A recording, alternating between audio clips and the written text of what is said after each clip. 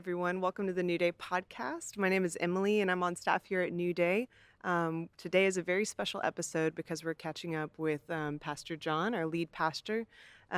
He's giving us just kind of an update on what his life has been like in the last year after losing his wife, Halcie, and one of my very best friends. And so this is going to be a really good podcast. We're going to have some deep questions that we ask here and just kind of get his heart and insight. And kind of before we get started, he's about to go on a 2-month sabbatical. And so that's just going to give him a time of rest and renewal. And so we just wanted to kind of center in with him on where he's at in this moment. And so before we get started, maybe if you could just start, John. There are some people who followed Halcie's story pretty closely. I feel like probably a lot, but there's also some who might just now be, learning that for the first time. Would you tell us just a little bit about her and y'all? Yeah. So my wife, Halcie, passed away last December after a 3-year and 3-week battle with what was terminal brain cancer. It was glioblastoma. And we were your normal, typical, healthy family and, ministry, pastor family. And she was diagnosed at the age of 30.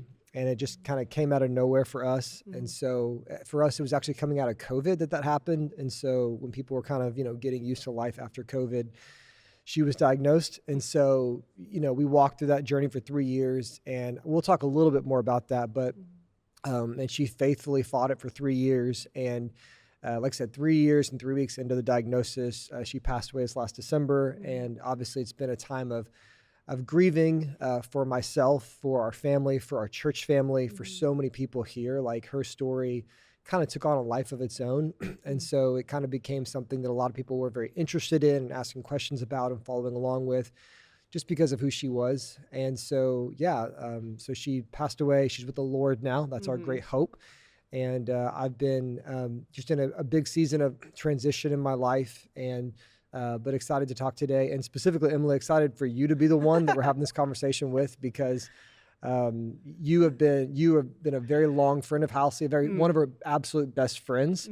And we've grown up together as well. So we've done a lot of life together. And so, when we were looking for someone to be on the podcast today, like your name was like the first one that came to mind, just because you mean so much to us. And so as we have this conversation today, I just think it's important to note that Emily was very close to Halcie. She's a good friend of mine. She's a really important leader in our church. And so, she's asking these questions and kind of engaging in this conversation with me. It's very personal for you too, not just for me. And so, but we think that makes this conversation what it should be, which is meaningful and authentic, and just a time of, kind of remembering her, kind of observing this journey, but then also kind of looking forward to what God has for me, for our church, and for everyone else. Yeah, that's awesome. The kind of the unique thing about this entire situation is just you guys have been upfront from the very beginning, very honest, very raw with everybody. And it's given us such a great perspective into your story and what it literally means to walk through suffering. And so, this is just another instance of that. So I'm happy to be a part of it. And the questions I'll be asking are really, they're not even my questions, although a lot of them are. These are ones that people have asked, have submitted in, basically just wanting to know, having watched your story. So we'll just kind of get started here, and let's just start with, how are you? That's the most common question I get these days. It's just, how are you? And I mean, there's a lot to say there. And I wrote a few things down just because, if I didn't, I would just rant forever and just talk about a million different things. I do think one thing that's important to note about this as we start is I realized this is my first podcast that I've done since becoming a widower. And so, and the reason why that's important is because it doesn't feel like it's been 6 months since I've done a podcast. It doesn't feel that way, but that's the reality. And so I think for me, things feel like a blur right now. They feel like they're moving very fast. The time has flown by these last few months. And so, things feel like a blur. I'm healing. I feel like I'm healing. I feel like even in the past month or two, there've just been signs of just some renewal in my perspective and my outlook and things like that. Your mind can go into different places when you go through something like this. And so I feel like I'm healing, like genuinely, like starting that process. And that's going to take a long time, but I feel like I'm moving in that direction. I'm tired. I am very tired. I feel like I look tired. I'm just tired. Mhm. A lot. I think because, which we'll talk about here in a little bit, just the responsibility that comes with this. Like, this is Mhm. not just I lost my wife. It's like I also became a single dad, and Right. I'm still like a senior pastor of a church, of a great church. And so, it's like all those things carry on. And Mhm. so I'm kind of managing a lot in this season. And I know that, things will stabilize more for me in the future. But right now I'm just in crisis. I've been in Mhm. crisis for a long time, and continue to be so. But even though I'm tired, I feel like I'm doing the right stuff. And so, like, I'm starting a 2-month sabbatical here right after this podcast, which I'm looking forward to.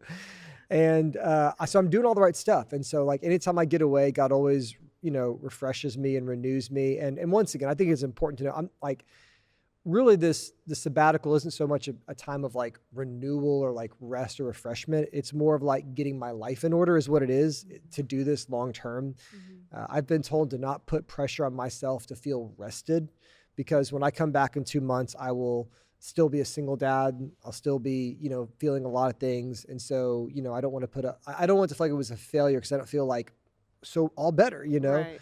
when I come back. And so it's really just a time of like kind of getting my life together, climbing out of a pit that I've been in through all this. So I'm looking forward to that.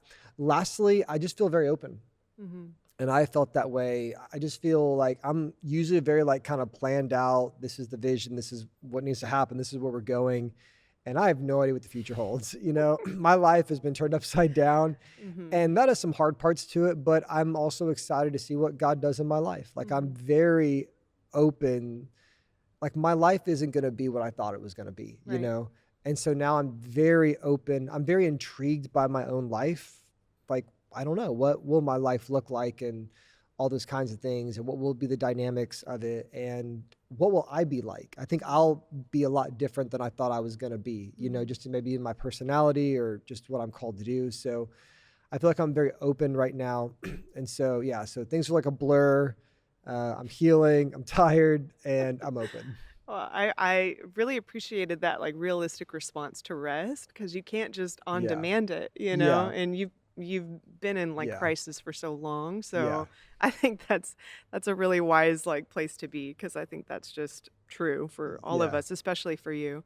Okay, so the next question is, what have the last 5 months been like for you? Okay, that's a good question. That's a really common one, because what we just talked about is how am I currently? Right. I think this question people are asking is more of like, what has the last 5 months been like? And so Hmm. the 3 words I wrote down were surreal, sad, and inspiring. Hmm. And I think what you'll notice through all of this is there's a tension in everything. It's Mhm. like, and I've just learned to be so comfortable with that, because it's not just like some days like you're sad and you're happy. Like, life is Mhm. so dynamic in every way. So even if you're watching this right now, like, you've got things in your life that are hard, but you've also got things that are good. And our mind tends to want to kind of like pick one or the other. And it's Mhm. just like, let it all be true, because it is all true. Mhm. And so when I'm thinking about what the last 5 months have been like, I mean, you're talking to a widower who, lost his wife 5 months ago, Mhm. and who has become a single dad and now a widower and all that kind of stuff. Like I always ask people, like, what is that like? Like, what has it been like in your mind, And I think for me, when I look back, the last 5 months have been surreal. Mhm. Obviously, like, I'm still not comfortable in my own life. Mhm. My own life feels awkward. Like, the illustration that I've used is like when you would go to your friend's house growing up to spend the night, and you would sleep at somebody else's house, and it was exciting, but then you would realize you weren't as comfortable at their house, because like you didn't know like where the bathroom was, or if you're Mhm. allowed to go downstairs and use that bathroom, or you're hungry but you can't just go get food. And so you're like, do I ask to get food? Should I just be hungry? It's like you're not in your environment. You're not comfortable. Mhm. That's how I felt in my own life. I don't Yeah. feel Most people feel comfortable in their own life and their own experience, and I don't feel comfortable in my own house. I don't Mhm. feel Yeah. comfortable in my own situation. I'm getting more comfortable, but the last few years or last few months have just been like, wow, where am I? Right. Wow, this is my life. This is my reality. Thoughts, I can't believe she's gone, go through your head all the time. Like, Mhm. sometimes I'll be sitting there, I'm like, that really happened. Mhm. Like, that wasn't a dream. Mhm. like that really happened. Mhm.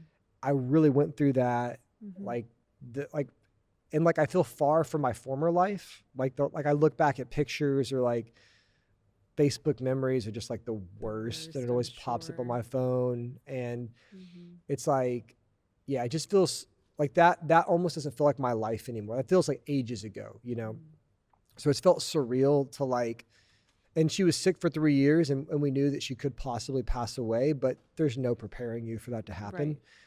And so there's a surreal feeling. There's been a lot of sadness, understandably, and that's a Mhm. good thing. That means you feel things. Like when you're sad, that means that you're feeling your life. That's a Mhm. beautiful thing. And so I've been sad a lot. I've had, the first Mother's Day without her, Mhm. all the playing the kids' birthday parties without her. Mhm. All the firsts have been hard and continue. Like I know this whole year will be that, but we're getting Yeah. through it. Yeah. So a lot of sadness, a lot of moments where it hits you out of nowhere. All the cliche stuff about what grief is like. Mhm. It hits you out of nowhere. It comes in waves. Some days you're great, some days you're not. So a lot of sadness. There've been moments where I've had years in my life where I didn't cry, like Mhm. years in a row where I did not cry. I'm not a crier, but I'm not like the biggest crier. Right. But just like how quickly I can come to tears, how Mhm. quickly, like I can go, like I'm the kind of guy, I could cry for any movie now. I could be an actor and like I could cry on the spot. I can go to these places in my Yeah. mind. So there's been a lot of sadness. And for some reason or the other, where the last 5 months have been inspiring. Mhm. My life feels um, very meaningful, very real, Mhm. when you go through something this real, it kind of wakes you up to the importance of life and what Mhm. you're doing. Like life doesn't feel mundane for me. Yeah. Some people struggle with things feeling mundane, I would imagine, or you just kind of get in a zone or whatever. For me, it's like, I, I, I feel like I'm in a movie. Yeah. I feel like I'm in a movie. Mhm. And so, but that's inspiring. Like it makes you take your relationship with God more seriously, your Mhm. relationship with people more Mhm. seriously. It's just very inspiring. And I think because I'm probably more of like a creative minded person, some sense of like, okay, God, where are we going, does kind Mhm. of invigorate me a little bit. That's the Mhm. one benefit of this, is like Mhm. I do like, dreaming about the future. And so whenever you have no idea what your future is going to be like, it kind of awakens a kind of a creative part of you. Yeah. So I've been inspired to really kind of use this for God's glory, for the good of people, for the good of my family, Mhm. to learn myself. Like this has been a Mhm. refining crucible in my life, and so I feel like I've become a better person and leader through this. Mhm. Like I haven't like, which we'll talk in a little bit about this. I haven't run away from God or gotten into vices or drinking all the time or things like that, which Haven't noticed that for you, I so. can see why people would do that kind of stuff. I can see the appeal of just wanting to take the edge off like Yeah. every night when you get home. Mhm. But I just feel like it's, for some reason, has inspired me to, you know, Psalm 90 verse 12, like teach Mhm. us to number our days that we may Mhm. gain a heart of wisdom. That's been an important verse to me in this. And I feel like that has come to life for me. So last 5 months, man, they have been a blur. They've been surreal, but they've kind of awakened me to be very sensitive to what God might have for me in my future. Mm, praise God. Yeah. I mean, Yeah. like, really, yeah, the 5 months have been the What's it been like? slowest and What's it fastest. been like for you? Because Oh, it's the one of the weirdest. things I've noticed with this is, because I'm going to ask you a question, even though I'm not supposed to, but It's all right. no, like one of the things I've seen in this is obviously we've been, when Halcie was diagnosed, I'd been the past year for probably 9 or 10 years at that point, something like Mhm. that. So we were deeply in community, deeply in a journey, Mhm. deep roots in community. I had a pastor friend who went through this, but like he was like in his first year of being at his church. Mm, mhm. So like, Halcie was in a deep community. And so what I've been, interested to see is like, or just realize a lot of people have kind of grieved this in their own way. And so like Mhm. our family, everyone kind of grieves it differently, but a lot of Mhm. people, um, lost somebody in this. So what's it Yeah. been like for you, and what has that grief been like? Because you were walking very closely with her in this journey. Yeah. I mean, yeah, it is definitely been, I think, a lot of the things that you said I relate to myself Yeah. in that it's weird because in an instant I can go back to the day she was diagnosed, Yeah. like in my head, or, Yeah. you know, closer to the end, but also it's like the slowest and fastest 5 months like Yeah. that ever there were. Yes. That's a great way to put it. It Yes. is truly both at the same time. Yes. So how Yes. could That's a that good way to be? put it. I don't know. But I think um because I knew Halsey so well, I saw firsthand and lived firsthand like you, Mm-hmm. like the hope that we have in Jesus. Like Yeah. it's so different to just go to church and just believe those things, and it Yeah. is a very real thing to live Yeah. out that hope. Yeah. And To need it. so when you have that, it's like, yeah, grief is super weird. Like Yeah. I don't think it's described well at all Yeah. because it's both like it's every emotion you could possibly feel at one time and you never know which one you're going to get and Yeah. when.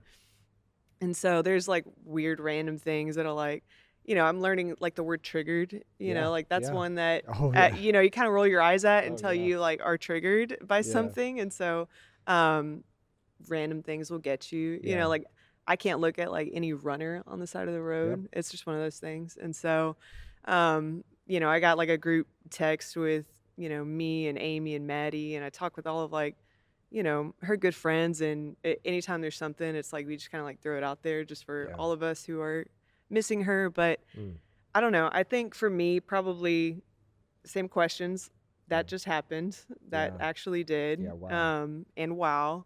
And also like just a lot of hope and Mm-hmm. peace, Yeah. just because I know where she is. So anytime I'm feeling something, I know that she's completely like happy, Yeah. like, and that brings me a lot of joy, Yeah. and here on the other side, I am really grateful to see you and just Mm-hmm. kind of be a part of life after, and Mm-hmm. I feel like I've been given a specific calling in this, having seen her so closely, to just like carry out that same hope that we had even in our friendship, but now even more so, Yeah. so it's weird though, weird random things, Yeah. No, it's um yeah, but I was gonna say too, like, yeah, it's like you feel like a lot. Like for me, the kids' performance really triggered me a oh lot. yeah. I don't know Yeah. why. I guess because we would always go to that together. This last thing we did with the kids here at the school, that was a Mhm. big like. I was trying to fight it too. I was You even can't. It I was when the wave comes, you yeah can't stop it. I was trying, Mhm.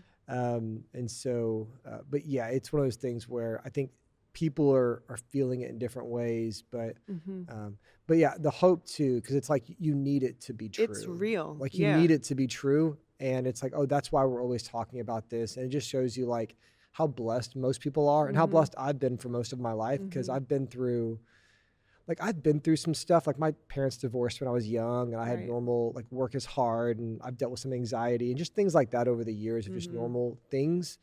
Just, relationships are hard, life is all that kind of stuff. But I feel like now, and I think you've had this experience too, and I think anyone that walked really closely to this feels this, where like one of the things right now is I grieve like my 9-year-old daughter. She's about to eventually go to middle school. Mhm. And I'm like, you're about to be so much less naive than you used to. Yeah. Like she has an Yes. innocence that's about to go away. Mhm. And you've got a daughter probably in that stage of Mhm. life Yeah. right now where they're like losing their innocence. It's like, oh man, like I life's about to be a know. lot different than you thought it I was. know. However, what's interesting about this is I feel like I have in my adulthood, like in my manhood, I have lost a new level of innocence Mm. that Yeah. like it showed me you can be an adult and you could never have gone through something like this. Mhm. And I'm like, I see life differently now. I know it can be the worst case scenario, Mhm. And so that's the thing right now where I feel like for me, I'm kind of seeing life with like a new, like a less of a level of innocence. Like I've lost a level of that, but it's not like without hope. And that's the Mhm. weird thing too, is like the more real life gets, or even the harder it gets, like the more real hope gets, which is kind of where I was thinking when you were saying that, where 100%. it's like, okay, yeah, life is hard, but like the Savior is real and the Mhm. hope is real, Mhm. redemption is real. And so in a weird way, I think if you're in a good place, like for me, maybe the most important quote to me in all of this has been, I think it's a Charles Spurgeon quote. I might be wrong on this, but it's like the same sun that melts the snow hardens the clay. Hmm. And the big idea is like, whatever happens reveals what was always there. Yes. And so you can't say, well, suffering made me turn away from God. Or to some degree, suffering made me believe in God. It's like what was there the whole time. Yeah. And if a circumstance caused you to, walk away from God, then that was in there the whole time. You can't blame, like the substance is like, we are where we are with God, And so I think that even in this, like how we're responding to it, even as you're talking about hope, is like you're feeling that hope because it's like always been there. And I feel like a lot of people around me have kind of experienced that, where it's like there's a lot of grieving, but there's not a lot of like deconstructing. There's not a lot of like hopelessness. It's just like we're all feeling this and trusting that God is going to use it. So. Yeah. I mean, just the last thing I'll say to that, and we'll kind of, keep going is, the number one thing that I keep thinking of and that I go back to is the importance of investing in your spiritual health. Yeah. Like the good times. Yeah. Like that's the season to just be all in the word and all in prayer, and like, because it is truly producing endurance in you that you don't even know that you have until you're like walking through something. Storms are coming. It's true, but at some point, but you can make it through. Yeah, Rain you will, came, wind and blew, you my house is will. built on you. I mean, yeah, you like sing that, and it's like, And then I you're like like, it. oh my gosh, it's like real life. So that would just be for sure what I would say to that, and that's what Halcie did, and so it's like we saw that. So, well, awesome. That kind of the next thing we have here is, what was it like for Halcie in this journey, and specifically the last 6 months of her life? Yeah. The journey for her was really hard, but she had a lot of peace. I mean, she really did. And I'm glad this one got asked because it gives me a chance to just share. Like, she had a lot of peace through all of it. She wrestled with things, but she never doubted God. She never despaired. Some people, and that's very normal. People go through that. That's understandable, to get deeply depressed or give up or all that kind of stuff, or to become a different person. And she didn't. And that goes back to like what we said before, like what was always there was real. And so, and she was faithful through it. The last 6 months were really hard, and you saw it up close. Like, and with this, like, if you didn't see it up close, you don't get it. You know that. Like, people would like read my updates, and if they would come and see her and what it was like, it was very hard, very hard. How it can go, and cancer it's just no joke. But she just had a peace through it all. I mean, she really did. I mean, she didn't want to go, but she was at peace, and she was like, her mindset was, I think I'm going to be healed, but if I'm not, I'm okay. I'm with the Lord, And I would always want to have a lot of more of those like deeper conversations. And we talked about all the big stuff. Yeah. But like, I wanted to talk about it all the time. And I realized early on, she just wanted to live her life and be positive and all that kind of stuff. And so I was respecting her on that journey. That's how she wanted to do this. And so I took how she wanted to approach it over how I wanted to approach it. And I'm glad I did, because I feel like I was able to kind of serve her well in that. But she had peace to the end. I mean, the physical things at the end were very hard. She lost the ability to walk, the ability to talk. And just at the end of life, you're not yourself. And so that was a really hard season, but she was resting. We took good care of her on hospice. And so, so she was good. Yeah. But I mean, it was hard, but it's one of those things where it's like, she had faith until like the very, very end. And I'm very thankful for that. Yeah. I mean, for real. I saw it firsthand. Yeah. Definitely. Probably my last really cool memory with Halcie was, at the end she wanted, we're all reading scripture to her because she just loved the Bible. So you're just trying to read it to her. And, you're like, I'm holding her hand. And I started reading about like the throne room of God, Ezekiel chapter 1. That was like her mom's like favorite book. And so I was trying to like kind of prepare her mentally. Yeah. And so cool. Like I started like reading it and talking about the nations like all surrounding it. And she like gave me like this giant like squeeze in the hand. So it's like the things that were still there when she was not, her hope was almost still there, even beyond her like physical. And that was probably the coolest. There's a great representation of just her, Yeah. and so, yeah, that's awesome. Let me see here. So, oh yeah, this is a big one. How are the kids? This is one of the most interesting ones because this is a very common question, Mm-hmm. and it's the easiest one to answer. The kids are doing great. Mm-hmm. Why is that? I don't know. You can psychoanalyze that. My guess is because she was sick for so long, Right. and we forget that, my memory of Halcie is, which is crazy, a fourth of our marriage, she was sick with cancer. Right. That's pretty crazy. Yes. It was a larger portion than I realized, Mm-hmm. But for like the kids, it was like for 2 of the 3, half of their life, she was Mm-hmm. sick. Mm-hmm. And so I just think they were kind of very used to this. Mm-hmm. Our oldest was 5 and she was diagnosed, and you don't remember anything before 5. Right. So I just think they're very used to it. Kids are resilient, as they say. They're just very flexible. And so the kids are just doing great. I mean, people ask that all the time. The kids are doing great.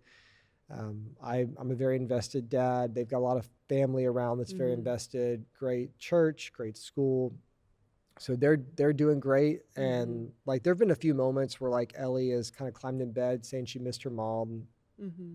Molly will ask a random question, but for the most part, they're doing really well. I think also part of that's just because I think she raised them up right, Mm-hmm. and invested in them. And so the kids are doing good. There's honestly not much to say on that one. Just they're doing good. And so I'm kind of not wanting to mess that up. I think maybe when they get older, they'll ask more questions. Yeah. But the kids are doing good, and I'm just glad that that is what it is. Mm-hmm. Yeah, and I mean, I will like validate they Yeah. are doing good. Yeah, we see them here at the school, and they just like fell right into community with everyone that's here. Like they've literally, as you've said many times, like never been alone. Yeah. So yeah, that is just a great blessing for them.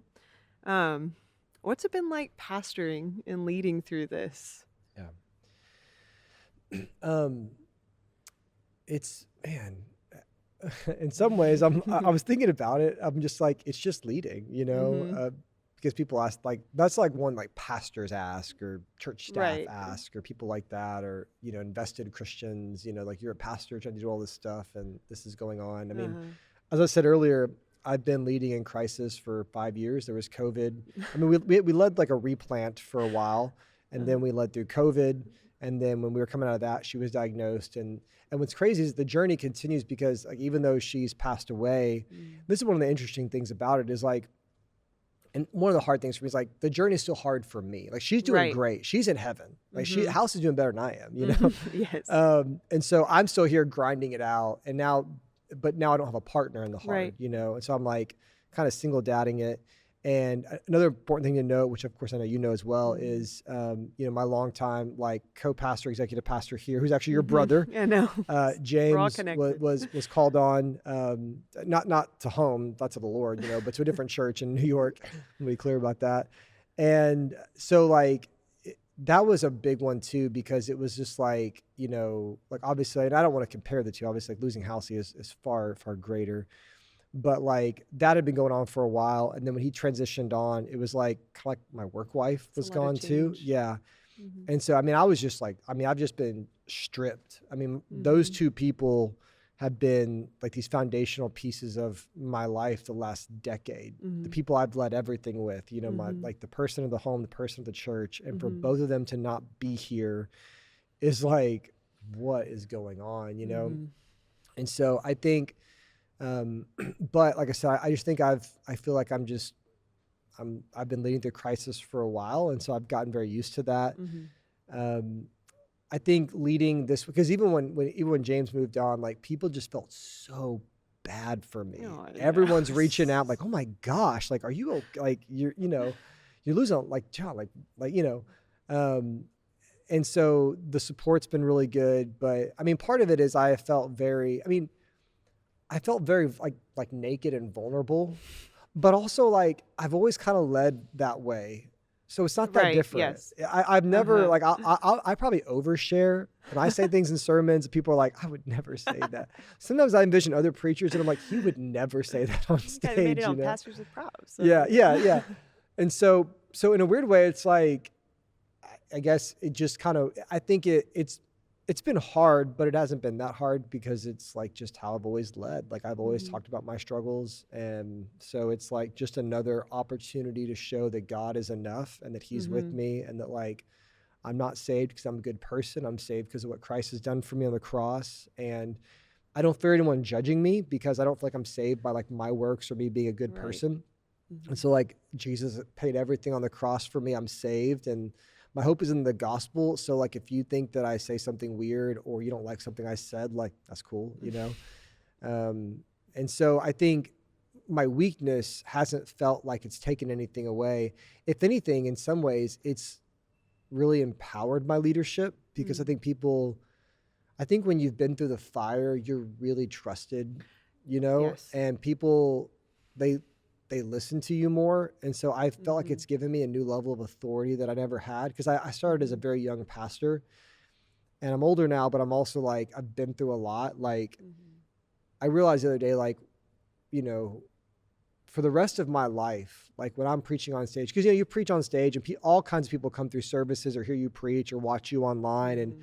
there's always the cynical comments. There's the guy in the back who's like, well, that preacher man doesn't get what my life is like. And now it's like, no, his wife died, you know, Mm. from brain cancer at 33, you know, became a widower and single dad. Like it'll just shut anybody up, It's you the know? ultimate trump card. And, yeah. And we actually had a guy at one of our other campuses who, kind of got sideways with the church, and like, and he had gone through something similar Mm. because like young guys don't get it, you know, young pastors don't understand it, you know. Mhm. And then he found out what happened, and it actually drew him back, Oh. and we got long. It was a really powerful thing actually. Mm. And so I've just seen it kind of melt hearts. And so Mhm. it's been hard, but it's also been a reminder of like what's really important. And so I Mhm. feel like I have led vulnerably. I'll continue to do so. And I guess the last thing I'll say is like in some ways, it also hasn't felt that hard to Mhm. lead through all this. Like it just, you know, I mean, because I could get here, I could milk it up a lot, you know, and be like, oh, so whatever, you know. And I've had hard moments, but like it was hard before, you know. Yeah. And so I just, in a weird way, like there have been moments where I feel like I've become a better leader in this because I like things don't worry me anymore. Like people happen, staff come and go, you know, things Mhm. happen, you know, Mhm. and I just like, yeah, I feel like it's all going to work out. And okay, well, what do we have to do? Well, let's figure it out, you know. Mhm. And so I think that's been a good thing. So it's been a thing, but honestly, that's been kind of the kids thing as well. Like it hasn't been, you know, Mhm. maybe as hard as some might think. Right. It's not like one of the bigger Yeah. things. Well, it's like I think maybe finally now, like the line to hug you on Sunday has gone down Yeah. enough to where Yes. it's like it's not like a wrapping the room. Yes. So, Yes. Yes. yeah, Yes. I know everybody just wants to like be there for you. So, um, this is maybe the hardest question is what has been the hardest part Mm. of all of this? So I took time on a couple of these to think through it. And this was one of Mm-hmm. them where, you know, I like off the cuff answers, but also, you know, if someone's listening to this podcast, you know, they want to hear the real stuff. And so Mm-hmm. I thought about the two things came to mind. One, and these are the two hardest parts of it. One has been processing the suffering that Halcie had to go through. Mm-hmm. I'm not at peace about that yet. You know, I Mm-hmm. know I should get on here and be like, I'm at peace. I trust God. Like I do trust God, but I'm also just like, just no one knows what that was like. Mm-hmm. Like no one Mm-hmm. knows, you know, like I remember what I used to think life was like. And now that I've gone through this and like we've had like those conversations every night about when she's sick and like when she first gets diagnosed, like what the pillow talk is like. Mm-hmm. And, you know, when she starts asking me questions about what is God doing and all this, and I don't know what to say at times. Mm-hmm. And when she lost the ability to walk or talk, or she fell in the bathroom and knocked her head, and, you know, she's crying on the floor, you know, like when you kind of see some of those moments, um, you know, it's just really hard. And I think what helps me in that is like she was at peace, Mm-hmm. you know, but it's like people say it's like, I hate that she had to be so strong. I hate that Mm-hmm. she had to be so Yeah. strong because she had to be really strong. And so that's one thing, just like the suffering that she had to go through, that was the hardest part of all this. Mm-hmm. Um, and then the second thing has been, because the kids are doing great, the moments where like life is hard for me or leadership is hard or, something bad happens and like there's no one to go home and process it with. Yeah. Like hard days are really hard days when you used to have a great partner, but now you have no partner. That's like, it's real quiet and there's other people you can talk to. Like I got friends and, I was talking to my mom the other day and she was talking about like, hey, you've lost a lot. And so, but this person can do this and this person, and basically let's just get a committee of 10. You don't have a wife. So let's get a committee of 10 people that can do all these things. I'm just like, I'm like, Mom, I just want I want a partner. I don't want this committee, I'm thankful for the committee. I'm thankful for it, but it just like a spouse is like a very efficient thing. You get a lot out of that person. It's amazing. It's like a Swiss Army knife of like meeting your needs, and it's a beautiful design that God has made. And to not have that on like the hard days, I felt really low at times. That's been some of the hardest things personally is like, going home on a hard day and it's like no one to talk to, but I got to get dinner ready and get the kids bathed and all that kind of stuff. And my kids are great. And so I don't want to ham that up too much either. Like my kids are really good. And so I'm very blessed in that department, but it's like you got to go home and just do normal everyday things, clean the house and take out the garbage when you really just want to sit on the couch and talk about how that thing made you feel. Right. Or brainstorm ideas of how we can fix this problem. And so those have been the two things, like just kind of the suffering she had to go through. And then also just those moments where life is hard. There are a lot of good things about being single, which we'll talk about here later. I've actually grown to really enjoy a lot of my singleness. And so there are days where being single feels awesome, but I've just learned like when you go through hard things personally, that's when you really can feel the weight of your singleness. Yeah. And so that's been a hard part is like had a hard day, want to go home and tell somebody, and it's like there's nobody there. And it's not like talking to the kids like that. That's not the same kind of conversation. Yeah, not at all. Very different to talk I've to an adult. to talk to about, y'all want to play Uno or, Trouble. And they also don't stop talking. So that's like the other part too. But let me see. Okay, so what, and this is true. I love this even for myself, but this is another question too is, where has light shone through the darkness? Yeah, lots of places. Like I said, I'll be honest about the hardship. I'll be honest about the good stuff. Like the kids are doing so well. Mention that. Like I don't get how they're doing so well. They're incredible people. They're all like well-behaved and obedient and love God and love people. And I mean, they've got their stuff. They're kind of competitive amongst each other, but like they're just great people. And I love being around them and they're fun. Like it's so fulfilling to be their dad. I love that. And so they're doing so well. They bring so much joy to my life and this has not quenched any of that. And so they're doing so well. And that's not common. I know a lot of people have been through this and the kids are grieving a ton and like, but yeah, for me, the kids are doing so well. I think seeing the goodness of people, I've been so supported. Gosh, so supported. Like, I mean, so supported. And like, I think part of that though too is like we invested deeply in a community. Right. If we were hopping around to a different church every 2 or 3 years, or if we had moved far away from family, or like we did a lot of things to put ourselves in a situation that when the storm came, like we had this like strong web of community that we had poured into and was now pouring back into us. And so they just loved us so well. We've had a meal train for like 2 years. Good stuff. I mean, good meals, and like people have done like the laundry for us at times. And I've got like, the hard thing is like everybody comes up and they're like, they really feel like led or like meaningful to be like, if you need someone to call, you can call me. And I feel bad because I'm never going to call you really nice. Because I've got 300 people that I could call at any given who want me to call them and get real with them. And so I'm just so supported. And once again, I know not everyone has that story. And so that's, but I'll take my blessings when I get them. I've been through my stuff. And so I'll take my blessings. But man, like so supported by the church and by community. The New Day here has been so wonderful to me and to my family and just whatever you need. And so, man, just so supported by people.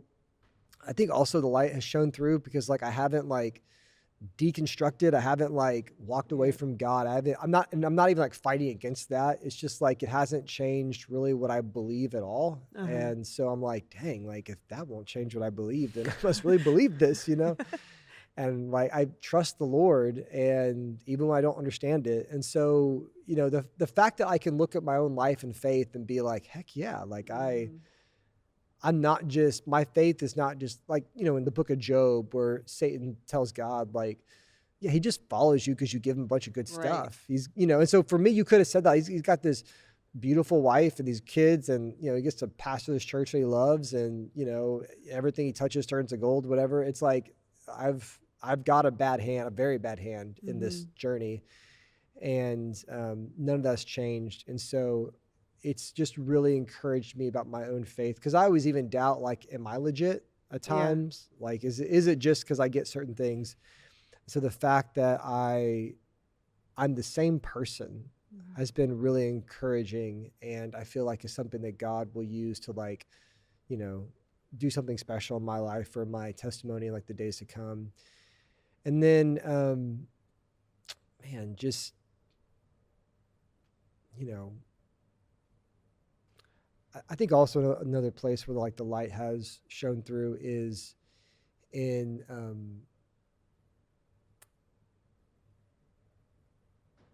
I think God has like used this to like make me more surrendered than I used to be to Mhm. things. And so I think that I'm a very like I said, here's the plan kind of thing.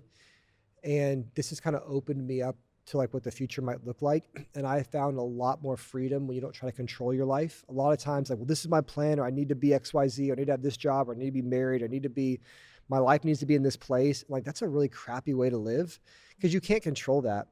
And so, like, in this, it's like, I'm not like my prayer right now isn't like, God, give me XYZ, give me this kind of life. It's like, God, like, give me what you want me to have, show me what you're doing in this. And so I felt more joy. I think in a weird way, that's why I have kind of less anxiety than I used to, Mhm. because even though I've been through a lot of stuff, is because I think anxiety really comes from control. Like Mhm. it needs to be this way. And so in a weird way, like when God blows up the facade that you're in control, that you're going to get everything you want, okay, so God, you are sovereign, you're in control, you're more surrendered, and then you have more joy Mhm. and less anxiety. And so in a weird way, like God is using this to give me more joy, less anxiety. And that's pretty crazy, because if you would say like, okay, you're going to lose your wife and it's going to give you more joy, less anxiety, I'd be like, that doesn't make sense. Yeah. But once again, it's probably like that Philippians 4, peace that surpasses understanding. And Mhm. so, yeah, so we're like God has used this to give me more joy and less anxiety. And I don't understand that, but I receive it Mhm. Yeah. Yes. Yes. best I got. No, I mean, that's true. It's like, how do you explain joy you can feel when you've experienced such like Yeah. heartache? And I know whether it's, all of us have been affected by that in some way. And so it is weird. That's where it surpasses all understanding because Yeah. it doesn't make sense. But, um, what is your relationship with God been like? And has your faith been impacted by Mm. this? All right, these are the good questions now, because No, no, this is we're like getting the to getting getting gritty. the more specific kind of stuff, the more interesting things. I think my relationship with God is solid. Like I'm not gonna like exaggerate it. I'm not like, is my prayer life stronger than it's ever been? No. Um, it's like it has been. Right. And so I could lie. Um, but once again, so meaning like, okay, so I've been through something really hard. I've not deconstructed. I've not doubted God. I've not felt like what I've always believed didn't turn out to be true. Mhm. So I feel like, like my faith has not been impacted in terms of anything that I believe, even though I've been through this. I think my relationship with God is solid, and why I would use that word right now is because it's like I'm wrestling through things, but I'm okay in them. It's not like a wrestle like I'm trying to get away from God. It's like a wrestle like, "Okay, God, I do trust you, so help me understand this. Uh-huh. I am with you, so or you say you're going to do this, so do it. Mhm. And so there's a lot of that going on um, that I've noticed. I think also why I say solid is because I'm just so busy. Like I'm a single dad of 3 kids. I'm a senior pastor of a church with 4 campuses. And like, I'm a single dad. I'm not like a divorced single dad where it's like there's this like split in custody with kids. And so like I got all this time where they're just not there. Like I'm solo dadding it for 3 kids in the prime of their childhood. And I'm pastor of this church that like I said, we've got basically 4 kids and a school, and that's off to the races. And, you know, but I've a lot to manage on that front. There's a lot going on to have lost your partner at that time. It's like we ramped up and then my co-pilot's gone, you know, when you need that's why the co-pilot's there, you know? Right. And so I think because of that, it's like a lot of like my relationship with God has been like in my service and in my obedience. And I am trying to create more of like those intimate, quiet moments with God, but I just don't have as many of those right now. And my hope is that like this summer when I reorganize my life, like what I did was I recently hired a maid for the first time in my life. And where's that going to be in the budget? I'll figure it out, you know? But it's like, I need to do this because this is why especially these kind of services exist, praise right? God. I do so I never like doing like the grocery delivery because you're paying all this extra money for it to be delivered. I can just do curbside and save money. I'm just paying the money. I'm spending money on stuff right now because it just makes my life easier. Yeah. And so, but I'm learning that, okay, so no, I need to simplify where I can so that I can get back to like having maybe a little bit more bandwidth to like go on a retreat with the Lord, which I'll do this summer, you know, but like the last 5 months, it's just been insane what my schedule is like. And, you know, I'm not the most like disciplined person in nature. And so it's like bad combo. And so, but it's been solid where it's like, God, I love you. And they have a plan for me in this. When I'm preaching, I'm going to preach your word. I'm going to lead the church towards your great commission, which is what it's called to do. We're going to be faithful and holy and all that kind of stuff. And so, yeah, my relationship with God has just been solid, and I'm actually very encouraged because of what I've gone through. I'm encouraged by that, you know, and I hope to this summer get back to a place where I feel a little bit more sense as to like I've always had a sense of like, I know what God's doing in my life. And I think maybe because I don't have exactly what that plan is right now, at times it can be harder for me to feel like, quote unquote, really close to God, you know? And so I think I'm learning to like, I think this summer, either God's going to reveal kind of what that is for me, or he's going to show me how to be close to him beyond that, you know? So yeah, that's what I got. That's what I got. I think that's real life. That's where I'm at. That's not over spiritualizing things when you don't need to. And I think that people need to know and hear that because that's. I got to pick up the house. Well, I'm just like, yeah, you know, quiet times look, that looks different with kids, especially. So I appreciate that. I think that that speaks a lot to suffering and what it is when you go through trauma. Yeah. It's not like there's this magic, like, you know, it's like there's real life kind of things around that. But I mean, truly, this is a hard one. You prayed for healing, but it didn't happen. What do you make of that? Okay. So I'll be honest. This is the one question that I added myself. Because it's a hard question. Every other question people have asked or sent in, this is the one I added in there. And the reason is because, and maybe I'm making this up, I think a lot of people who are looking on have asked this question, but they would just never ask me that question. It's too personal, too sensitive, because I know I've thought that in the past when people have gone through things, you know? And so once again, like, I'm like, I want to answer everything, you know? And so I think also because I know people are praying for us and with us. Yeah. And so it's like, so what do I make of that? Even beyond me, like not just like as a husband, but like you, like someone watching this or listening, and you are praying. I mean, people are praying for her all over the world for years.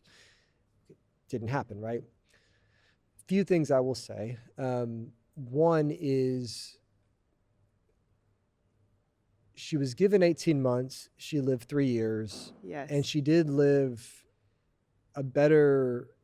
she had a really good year and a half in the middle there. I mean, good for what we were going through.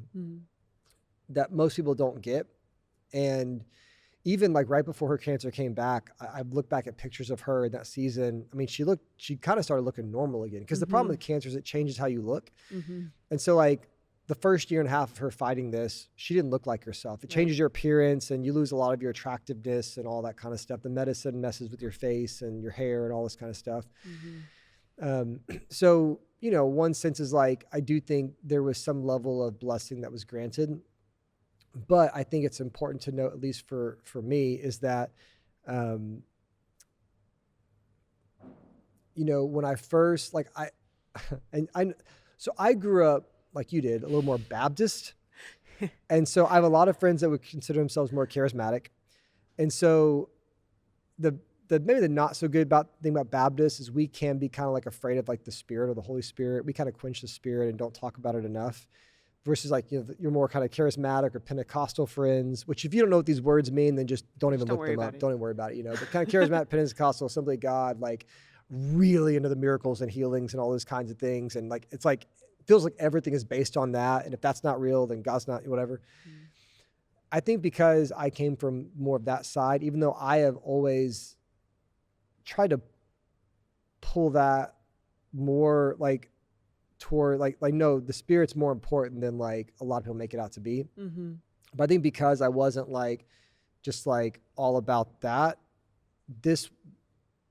I had a framework for this is what I'll say, that like God doesn't always answer every prayer that you ask, and I can give you all the examples in the Bible where Paul is the thorn and doesn't get removed, and the fact that all the early disciples got martyred for their faith. And I mean, I'm sure we're praying for healing and protection. It didn't come.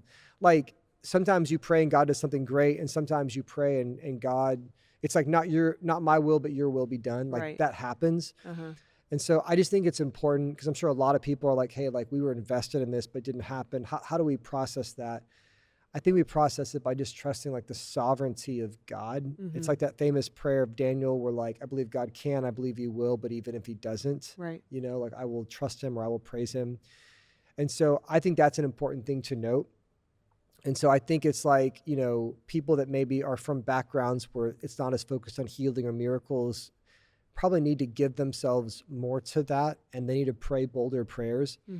But I think on the other side, and I have some like charismatic friends that won't like this, but it's just true. And I'll debate this all day long with anybody, I would love to actually, is like, and this is gonna be a really real thing about what I'm going to say, but this is a thought that has come to my mind, and I've seen it firsthand because we had some kind of charismatic friends who were kind of praying a lot for us in this. Some were healthy and some were not as healthy. And what I've honestly come to believe, and this is not just like a charismatic, and this is any Christian that's like, trying to process all this. Like, I think there are some people that have like we're going to pray and we're going to believe and God's just going to do it no matter what, because we're going to believe so hard. It's going to be whatever.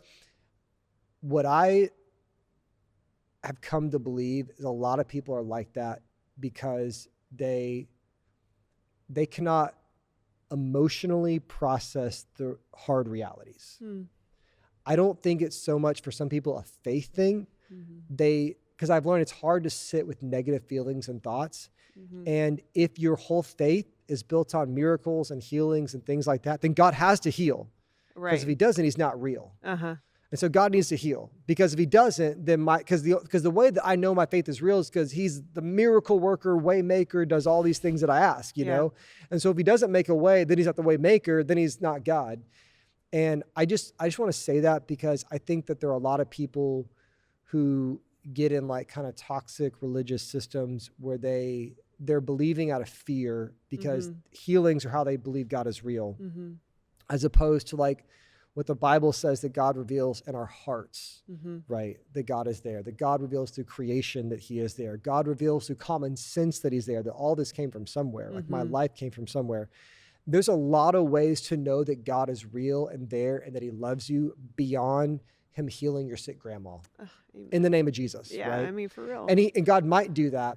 But I just say that because that's one of the things I feel like in this and I always kind of had this sense, but it just showed me that to where I think that there is a trend right now towards, I think in a good way being kind of focused on the miracles. And I believe in those. And that's why some of my charismatic friends like have a hard time, because they're like, you're kind of charismatic. And I'm like, I kind of am charismatic, but it's just like, but I'm also real. And my thing in this is like, we don't have to act like God's doing things he's not doing. Right. God can be active. God can be silent. We don't have to pretend, if God doesn't, if we are in a silent era, like there was 400 years of silence between the Old Testament and the New Testament, where the church generally believed that like there just wasn't as many miraculous things going on. If that's a time that we live in, that's cool. To God be the glory. Christ is our Savior. Now, do I want to see revival and miracles? Absolutely. Have I seen some things? Yes. Like and that's a weird thing too, is like I've experienced some miraculous things, specifically in dreams. That like I know God is real and supernatural, but what that means also is like, but God can also just do whatever he wants. And I know God, like when we say, well, what the enemy meant for evil, God uses for good. How can we preach that if sometimes bad things don't happen? Yeah.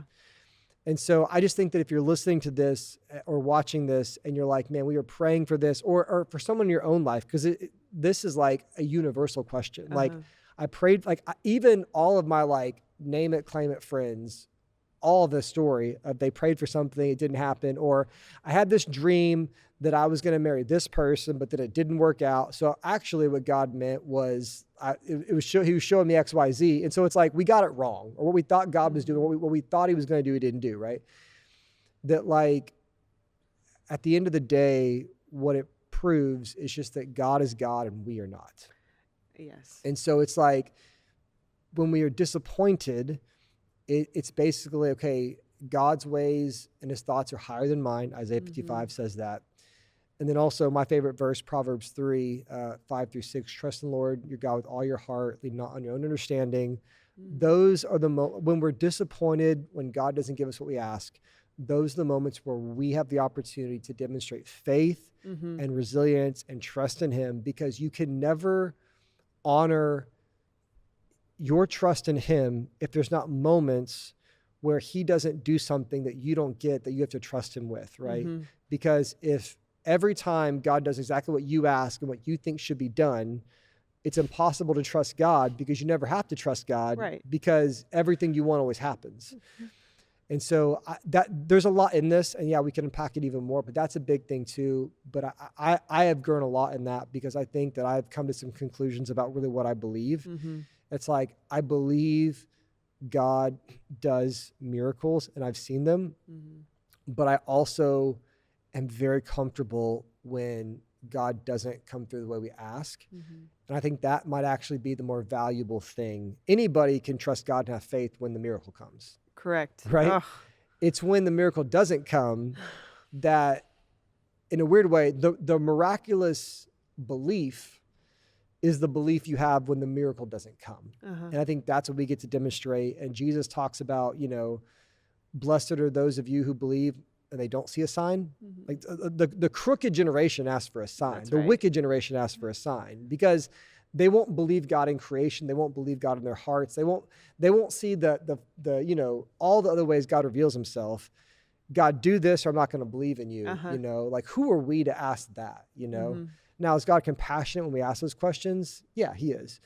But I just think it's important that, like, if you feel any kind of disappointment because of what God has not done in your life, that is an opportunity to trust him.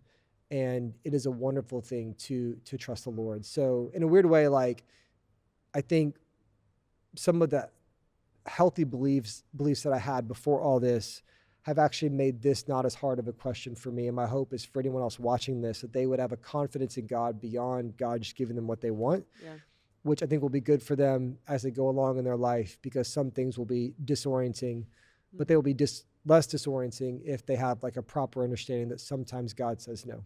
Right. Yeah. I mean, that might be the most important thing that you could say out of any of this. Yeah. Is the ultimate reality, is that your faith has to be outside of your circumstances, outside of your wants, your will. Yeah. And just know and trust that what that produces in you, like you said, when it doesn't happen, is something that, would have never been there otherwise. So, I mean, that's incredible. Let's see. This is a fun, I'll just switch gears a little bit. What are the weird things people have said to you? I'm sure a lot. Been a lot. No, but I have a lot of compassion for people, but people have asked this People one don't know a lot. what to say. I think people ask this because they've been asked, they've gone through things and people have said weird things. Like if you've gone through some kind of like pregnancy loss or, people always tell me weird things people say about that.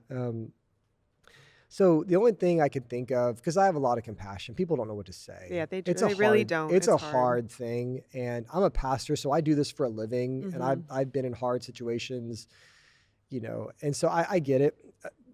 What I can think of is I think when people compare their loss to mine, Oh. that like the grandparent, I'm like, oh, like, yeah, you lost your grandparent, or if I'm being very honest, and this is probably wrong on my part, but this is just being honest, is like when somebody talks about what they're learning about grief or hardship with something that, and this is wrong, I deem to be a lot less bad than what I've gone through.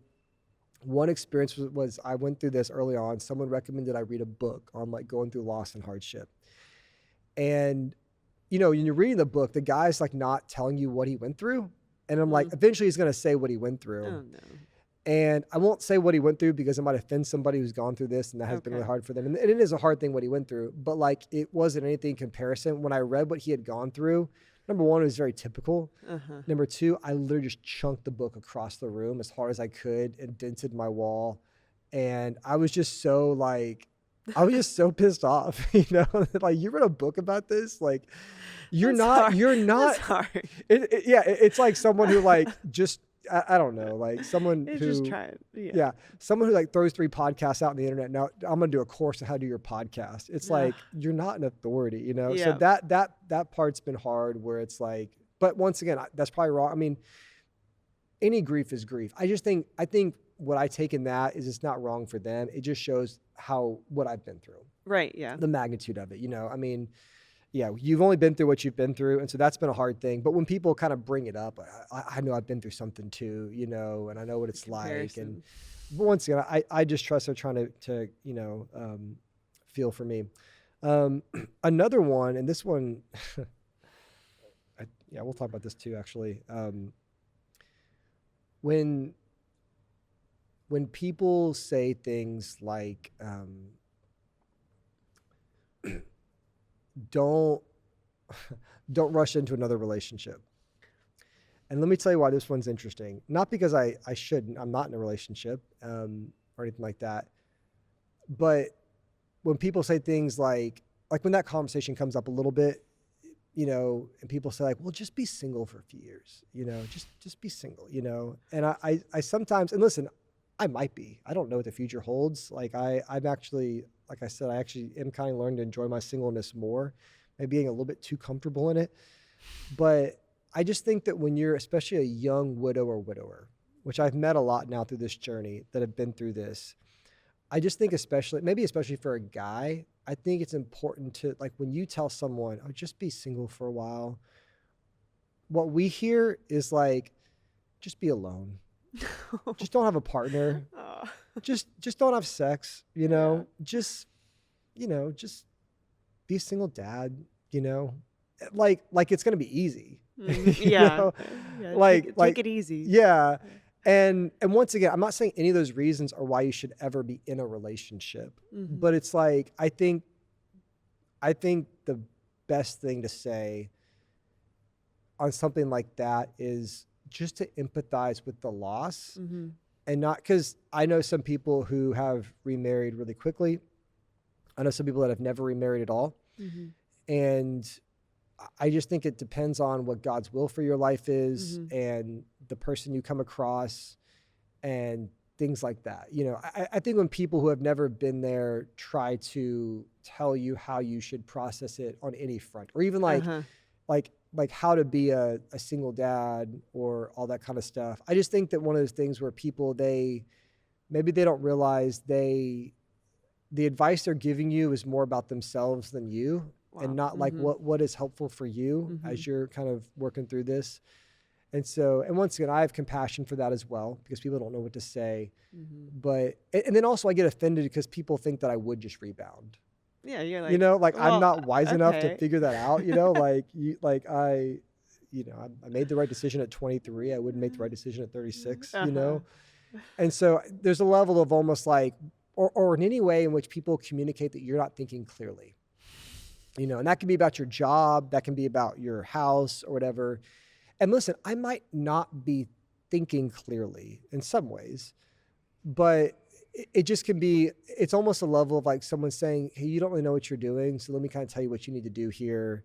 Yeah. You're kind of in weird world, and not thinking clearly. So I just want to make sure that you do what I think you should do, which is the smart thing, because you might do what you think you should do, which is the dumb thing. And so I just would recommend, like, when someone's been through something, things like, man, seriously, I'm here if you need anything. Yeah. I'm here, or you've been through a lot and I'm praying for you and I'm here for you. Like, in a weird way, not speaking to the future at all, because like people like me are very insecure about what the future is. And I am, or even like tell me what I should do with my kids. Like, oh, here's another one. Like, your kids should be in counseling. That's one. Your kids should be in counseling. And I think a lot of kids that go through this should be in counseling. But I made the decision early on, because like they were doing so good. I'm like, I feel like counseling would traumatize them more. And so it's like, if the need arises, then I will make that decision. But it's almost like the same way that it's wrong. Like, some people are like way too against counseling. Some people are way too for counseling. And it's almost like when you make a religion out of one or the other, it's like, if you go to a counselor, you don't trust God, versus like, if you don't go to a counselor, you're not healthy. No, you can be healthy and not have a counselor. And you can also be an emotional suppressor who needs to go to a counselor. And so I think anything where it's just more of like, when you're kind of telling somebody, maybe because like your kid went through something and they needed this, that your kid's going to need this because my kid needed this. And so I think just being really careful about that. And I think especially with like a widower or widow, because we're different than a divorcee. People kind of clump us in, Different stories. Yeah, we're kind of clumped into that, And so it's like, and I think that's where like the rebound, I think a lot of times, like if you've been through like a dramatic divorce, maybe you can rebound because you've been through such a bad relationship, maybe that like you just want a relationship. Versus like, I feel like when you've had a healthy relationship, if anything, I'm going to be too picky, like you're going to have to force me to like really maybe want to do something because, and so once again, I think just like, unless you are like really well-versed in that or you've been through that. And I know, because I've talked to several widowers about this, and everything I'm saying was 100% true. And my sample size is like 100%. Like every guy thinks this, and so, but once again, those are honestly few and far between. I don't want to exaggerate at all. Like, those are not very common. Most people are just like, and people have just given me hugs. That's awesome, man. That's more hugs than you've ever had. That's powerful. I am a hugger now, at least. People that just give hugs and say, I love you and I'm praying for you. That's where it's at, man. Just a hug, and, yeah, that thing, because God's going to guide me on this. God's going to be with me. Your words are kind of important, but really God's going to guide me, and just knowing that you love me and care about me and see me is like the most important thing. But yeah, the majority of things people have said have been good. Well, probably helpful. What I'll say that maybe you can't is just like, just don't give advice. Like, yes. Give my support, advice, not advice. Yes. Don't give advice. Yes. For something you haven't been through. Yes. So, I mean, like, I'll say that for you because, they can say whatever they want in the comment section on that one. Talk about being a young widower and a single dad, I talk about this all the time with everybody. Man, it's, let me see, because I know there's a few more questions, so I don't want to like, but it's a big adjustment becoming a widower. Like, that weird is, I never heard the word. I didn't know widower and widow were different words until I went through this. Like, a widower is the guy. Okay. Widow's the woman. Yeah, I don't think I understood that until this moment. Yeah. So I did not know that. So I'm not a widow. I'm a widower. You're a widower. Which to me sounds like a spider. It does sound like a spider. Spider-Man, Black Widow or whatever. Yeah, widower. Yeah, I mean, it's been a huge adjustment. Once again, like doing life without a partner after you've had a partner for so long is a really big adjustment.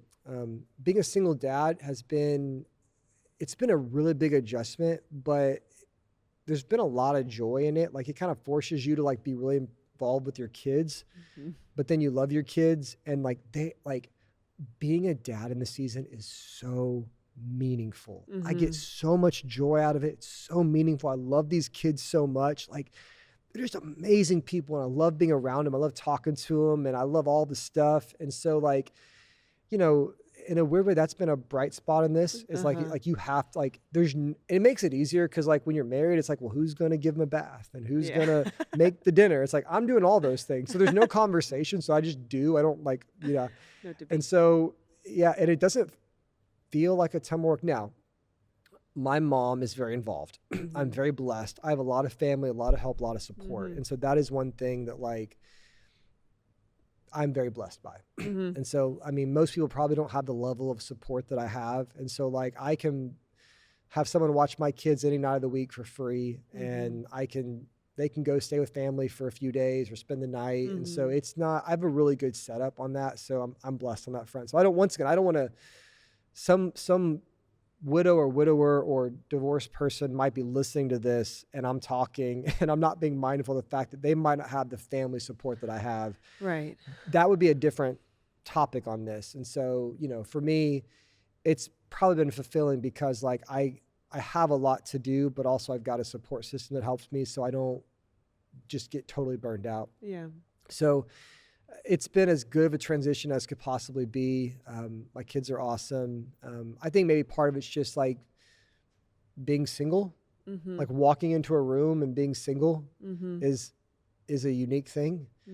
And also like, when you're married, all your friends are married people. I know. And now like, and all my married friends are just the nicest people. They're wonderful. And they have stepped up to care for us in the season, but I'm like the single guy now. Yeah.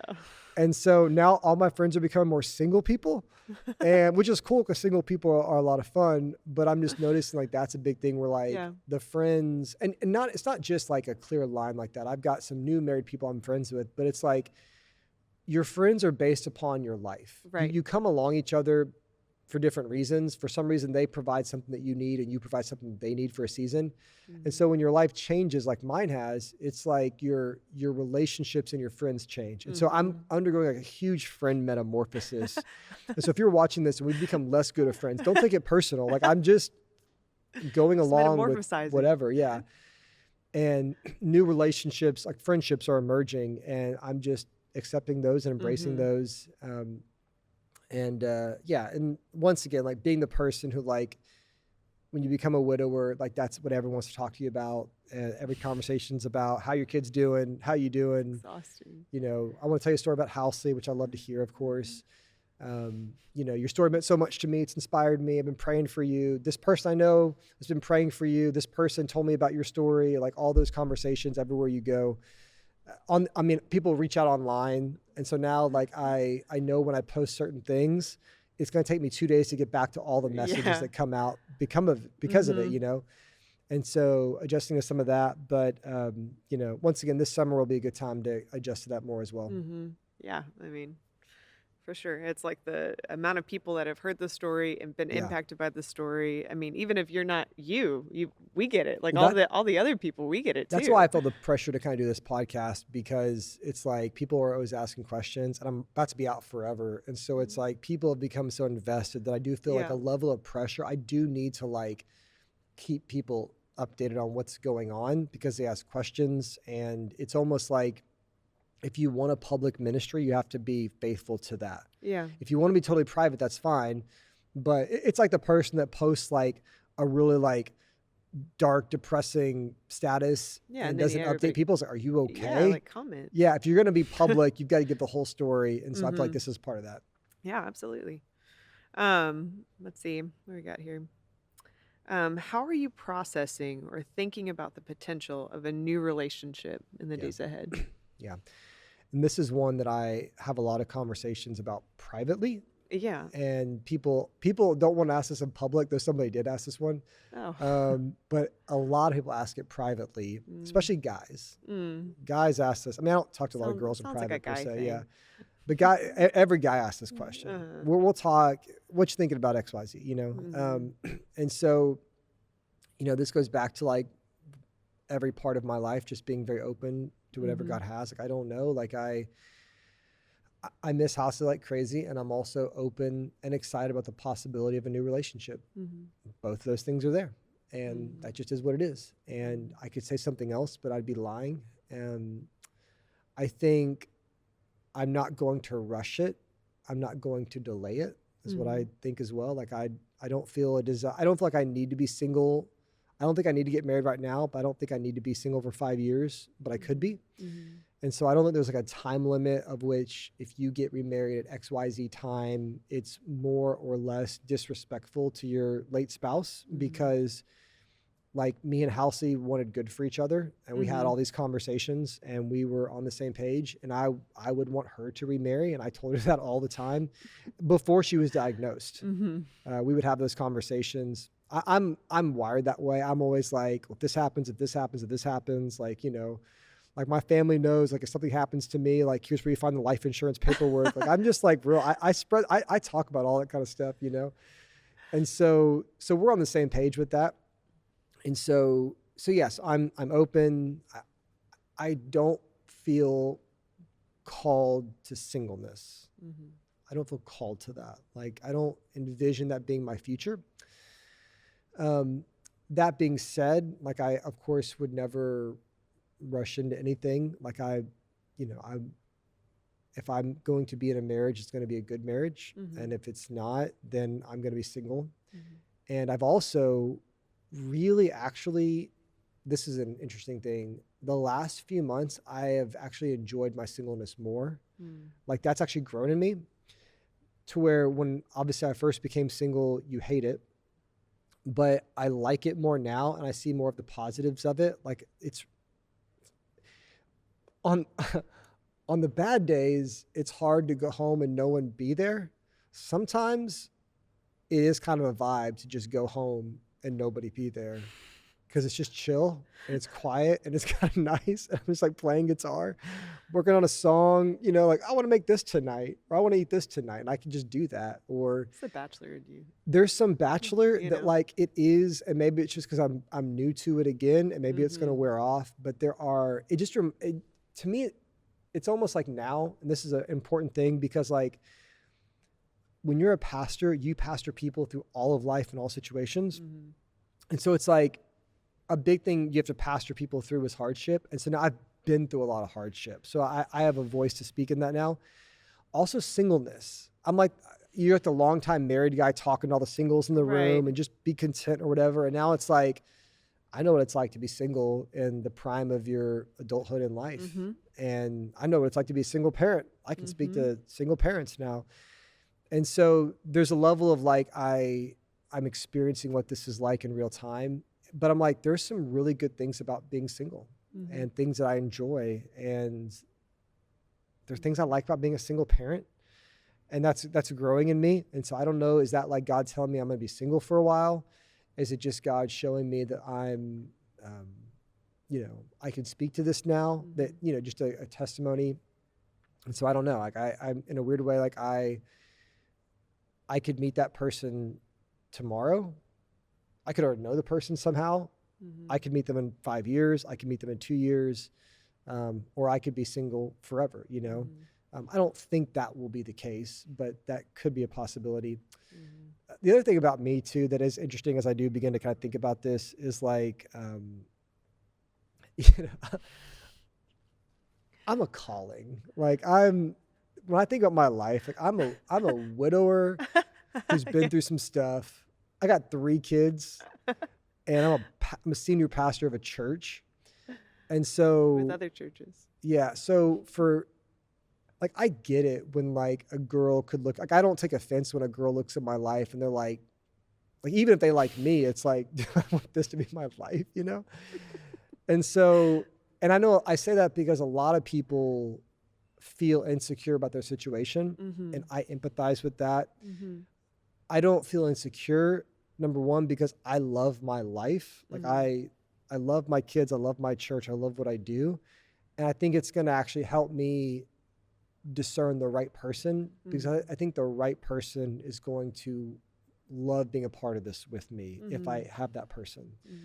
And so in a weird way, like I actually see it as like a healthy, like keeping the wrong people away, like I've been through, so I don't want a shallow relationship. I don't like, I want someone I can talk to anything about, and go to the deep places. And some people I'm learning they're not as deep.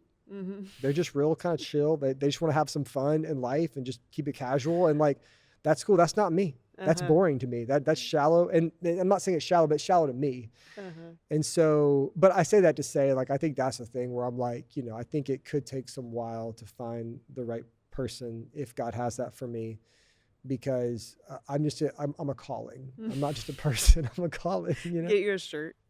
I'm a calling, but you got to laugh, right? So you don't cry. And Yeah. cause I feel for a lot of like single moms, they feel the same way. Mhm. They think like, who would ever, kind of want XYZ. And so, but for me, I just find a lot of like, it's just a way that God's going to help me discern that right person. And Mhm. so, but like I said, I'm open to it. And if I met the perfect person tomorrow, I would absolutely go for it, Mhm. But I wouldn't make that move. Like, I'm not going to rebound. I'm not going to like XYZ. And I really don't think I am, because I've actually, I'm enjoying the season of singleness. But I also know that's probably not my long term. So Mhm. yeah, that's where I'm Yeah, at. it's So like yeah, such a deeply personal yeah, question. Just the thing, aside for that, as your yeah, friend, that I'll say is like, yes, nobody can friend. make that decision but you. Yeah, of course. Yeah, Literally, it doesn't matter what anyone else feels about it. no, That's your life and your yeah, decision, and you picked a great one the first time. yes, So I'm yes. I just feel good like, about that. Yeah. you got some good judgment if Yes. that Well, is. yeah, that's what I'm saying. It's different. I mean, listen, there are people that a lot of people that go through divorces, it wasn't their fault. The partner changed or abuse, all that Mm-hmm. kind of stuff, But yeah, it's kind of like I had a good thing going, And Mm-hmm. so if anything, like I know how to do it. Yeah.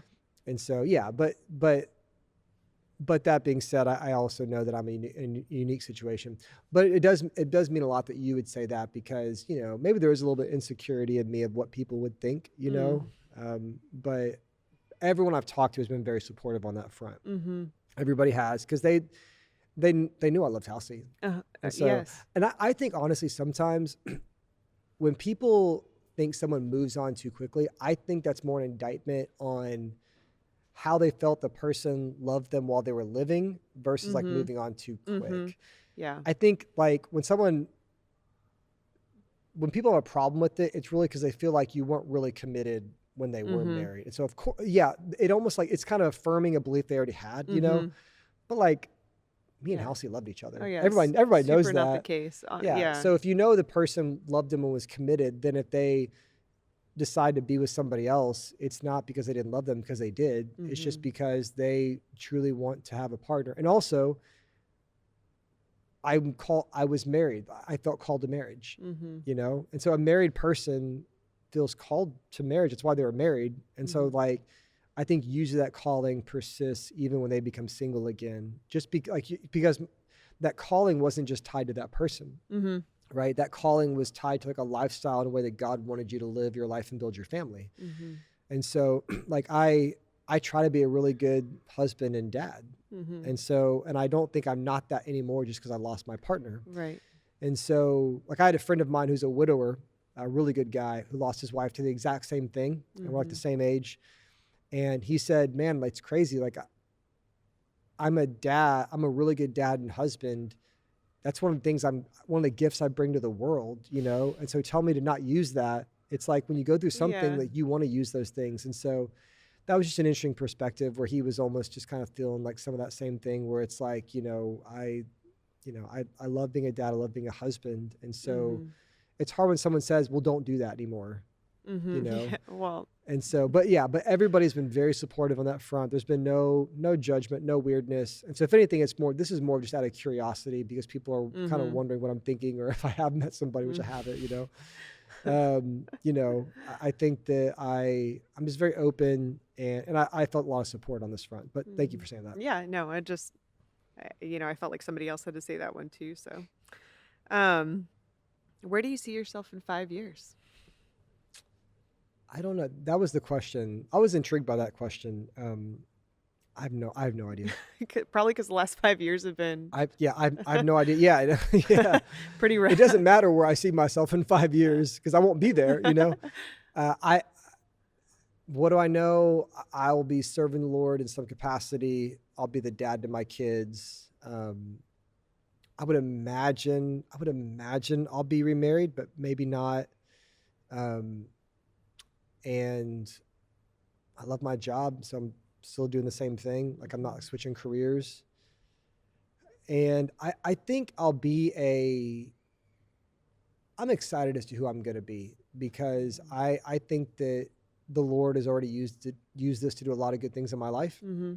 And so I'm excited to see what me with this kind of an experience, how I can help people and minister to people. And, I've already sensed it a little bit in the last few months. And so I'm just excited as to kind of like the maturity God's going to birth in me through this, Mm-hmm.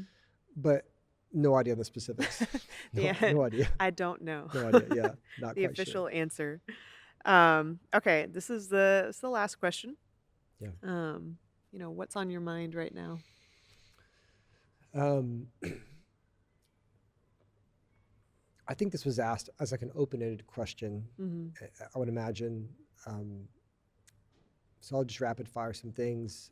I'm looking forward to my time out this summer. I have 2 Mm-hmm. months off. That's a restoration sabbatical, which that's another thing. People are like, enjoy your time off, or wish I had that. It's like, well, my wife died. That's why I'm getting it. Wow. And so people don't, once again, people don't know what to say. It's I like, don't know. well, it must be We need to nice. make a list. Must of be nice. I'm things you like, can well, it's say. not nice, but Oh my yeah, gosh. you wouldn't want to be here. But basically the church has granted it to me really for 2 months to kind of like reconfigure my life so that Mm-hmm. I can do, like, I'm not in a sustainable place right now. I'm not sustainable, tired, kind of learning on the fly, managing a lot. And so I'm going to try and get my life to, like, when I come back in August, I want to feel like my life, I can rest within my life, not like away from my life. Yeah. To where like I can get enough rest in my day-to-day life that I can be healthy long-term, which I know I'll be able to get to that point. But I'm looking forward to this time. I feel pressure to feel rested, but I've done this enough to know that, like, when I get away for even a short amount of time, God really does a good work in my life, and I'll come back in a good place. I know that. I really will, I think. So I'm looking forward to that. We're doing Disney World coming up, so I'm looking forward to that with the kids. Disney World. Doing Disney World and then Destin on the way back, and so it's gonna be a fun, like, That's where the prayer is, like Disney World, single yeah, dad. yeah. Like Well, that's well, I was like, man, wow. forget hot girl summer. Like, it's like single dad summer. Single dad summer is where it's at. Like, this is gonna It's be the next movie out. this is gonna be fun. Like, being like single It's like a dad Disney summer. movie. Like, this is gonna be really like, and I mean, I don't know. Like, is this gonna be my only single dad summer? Maybe, I don't know. But like, I know for sure this one will be. Mm-hmm. Like, I'll always remember this summer. I'm looking forward to that. It's on my mind. I've gotten a lot more into like, I think a healthy version of self-improvement. I think when you go through what I've gone through, like I said earlier, when you're not in control of stuff, it like makes you feel like an idiot for not controlling anything you are in control of. It's like my diet. Like, I was stress eating, and it's like, Yeah, man, like I think all of us were. yeah, like I could eat in a way that actually benefits my body and my mind and my sleep. Like, why would I not do that? Mm-hmm. And so I think I'm going to become a healthier person in every version of myself. Like, right now, this is so funny. I'm almost treating like, I love watching the documentaries where like actors like transform for a movie role. Oh boy. And so I see this sabbatical as like, who I'm going to be when I come back in August. I'm training for these 2 months to be that guy. Write a book or something. Transfer. I'm like, if people will like go through a transformation to play like a movie role, why would we do that for our actual real life? And so I almost like, I have this vision of who I want to be. And this season is like me getting to that place. And so there's that. Also, like, I feel like this has like awakened a lot of like self-awareness in me. And so like, one thing is, I feel like I'm a very creative-ish person, and this has awakened some of that creativity in me to where I'm thinking more creative about like the church. I'm thinking more creative about my life. I've been like doing music stuff again. I've been like just and I've always been that way. I just kind of like, I was in like a, this is what I'm doing with my life. And I was in a very much like a stable, like kind of here's where we go kind of place. And now I'm like, the future's wide open. Mhm. And so I'm just thinking creatively about everything in my life. And so even like how to be a dad, like I said, like how we eat, like what the summer's going to look like. Mhm. I'm just very like, it's kind of, I think when you don't know what the future holds, you start to dream about what it could look like, and then it Mhm. opens your mind to possibilities. And so I think a lot of different creative endeavors are on my mind for the future, and I'm thinking through those different ones. And then lastly, what's on my mind? A lot of gratitude, a Mm. lot of gratitude. That's a level of discipline. Like I feel a lot of the feelings and sadness still, but I've been practicing gratitude every day and Mhm. actually writing it down. And the idea of gratitude as a choice is Mhm. a big thing for me. Like there's always, as long as I'm breathing, I've still got a reason to praise. Like that song, Mhm. that's been on my mind a lot. Of like the pain is obvious in my life, but Mhm. like the gratitude is becoming more obvious the more that I practice it. And so like I'm a really blessed guy. I've been through a lot, but I've got a lot of blessings in my life, and I'm still excited about the future, and I'm excited to see what that's going to be, and I'm excited for this season to kind of figure that out. Mhm. Yeah. Emily, I want to say real quick, thank you for Ugh. being on this podcast. Obviously, we wanted you on here. I feel like I've probably been a lot more open and transparent because it's you sitting right here. Oh, A lot of thanks. people could have been sitting right here, but you're such a good friend to me. Mm. You're such a good friend to Halcie, and you're just a blessing to so many people. And you're like a sister to me. You really are. Absolutely. Mhm. And so I'm just so thankful for you. And you're like, I have a lot of blessings in my life, and you're one of those blessings, like Thank you. that kind of like long term, like Mhm. friendship and relationship is just such a big blessing. And um, I'm glad that you're sitting in this chair right now, and thankful for you hopping on. This is like your first podcast ever, and you've done an incredible job. You look at natural, but we knew you would be because you're just really good with speaking and stuff like that. But very thankful for Mhm. you, and thank you for taking time to kind of step into these questions with me. I Yeah. know there's a lot of really personal ones and deep ones, and it's Mhm. a long conversation, but I think it's good to kind of have this on record, just Mhm. for just so whatever God's doing in this, like, we can just be mindful of it. And, but thank you for stepping into this moment with me. Like the only Absolutely. podcast I've done, maybe the only podcast I'll do this year. Thank you for stepping into this moment, and you did a great job, and you're a great friend. Oh, you're Yeah. so welcome. Yeah. Yeah, I mean, it's one thing to I was actually thinking this for you whenever you're talking is just the fact that you're able to uh, I almost said this after one of your sermons, communicate so clearly really deep things in Mm, a very simple way that anyone could understand it. yeah. And so I think your unique experience, everything you went through with Halsey and even like before that and Yeah. even beyond that Yeah. is just like it gives people a true window in. It's not just a podcast where someone's just talking Yeah. about random stuff. Like this is real Yeah. life. These are real things that other people could go through or go through something similar. And so all of it's valuable.